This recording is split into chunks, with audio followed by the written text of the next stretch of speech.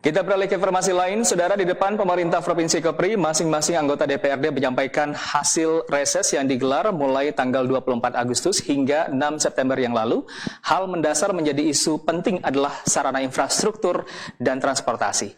Berikut liputannya untuk Anda.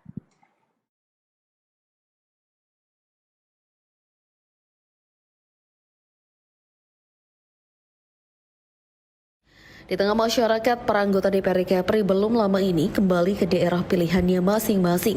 Di antara mereka untuk mendengar secara langsung keluhan maupun permasalahan yang dihadapi masyarakat. Seperti salah satu anggota DPRD Provinsi Kepri dari Dapil 2 yang meliputi wilayah Bintan dan Lingga. Hanafi Ekra pada hasil resesnya menyampaikan, permasalahan pendidikan menjadi salah satu permasalahan yang ia temui pada saat mengikuti kegiatan reses. Ia melihat bahwa lembaga pendidikan di dapilnya tidak memiliki fasilitas yang menunjang dalam proses pencapaian pembelajaran. Ia mencontohkan kondisi tersebut dapat ditemui di wilayah Singkep Selatan dan SMA yang ada di Singkep Pesisir. Kemudian politisi dari Partai PKS melihat transportasi laut dan darat di pulau-pulau yang ada di Kepri masih jauh dari harapan. Maka PR terbesar kami adalah tersebarnya lembaga pendidikan.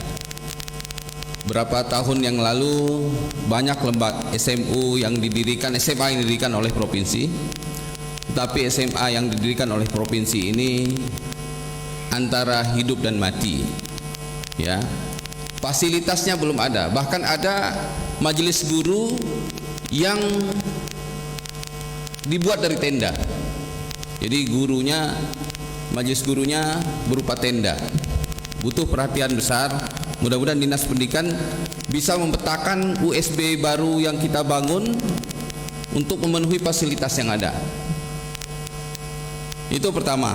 Seperti SMA Pose, SMA Singkep Selatan, SMA Singkep Pesisir. Ya. Permasalahan kedua, karena pulaunya banyak, maka transportasi laut di mana-mana kami pergi, masyarakat minta sarana prasarana transportasi laut dan termasuk transportasi darat, seperti di Numbing, ya, di Numbing di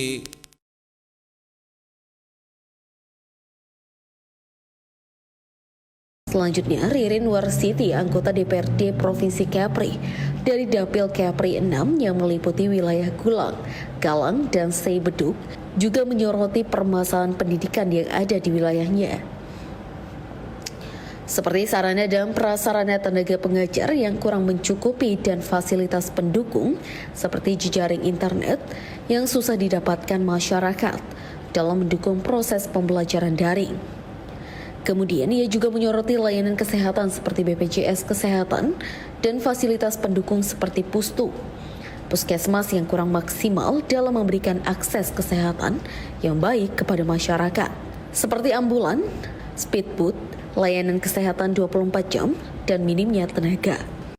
Untuk pendidikan diantaranya sarana prasarana yang belum memadai, fasilitas yang belum mumpuni hingga tenaga pengajar yang kurang mencukupi. Ditambah lagi dari keadaan yang saat ini masih dalam keadaan pandemi COVID-19, membuat sektor pendidikan perlu dipandang lebih dan mendapatkan perhatian yang khusus dari pemerintah. Hal ini menjadi perhatian khusus apabila karena di Dapil Kepri 6 masih sangat terbatas untuk jaringan internet. Ada juga sekolah-sekolah yang juga membuka proses belajar mengajar secara langsung tatap muka, akan tetapi sangat sedikit sekali. Dari sektor kesehatan menjadi bagian yang tak kalah penting dalam penyampaian aspirasi dan masukan oleh masyarakat, apalagi di tengah pandemi COVID-19 yang sampai saat ini masih melanda di provinsi kita, Provinsi Kepulauan Riau, dan masih banyak permasalahan-permasalahan yang lain terkait kesehatan, yaitu Jamkesmas dan BPJS Kesehatan. Pada rapat yang didampingi oleh Tengku Afrizal Dahlan ini juga turut dihadiri oleh Wakil Gubernur Kepri, Marlin Agustina, dan sejumlah unsur kepala OPD di lingkungan pemerintah Provinsi Kepri. Alfonsius melaporkan dari Tanjung Pinang.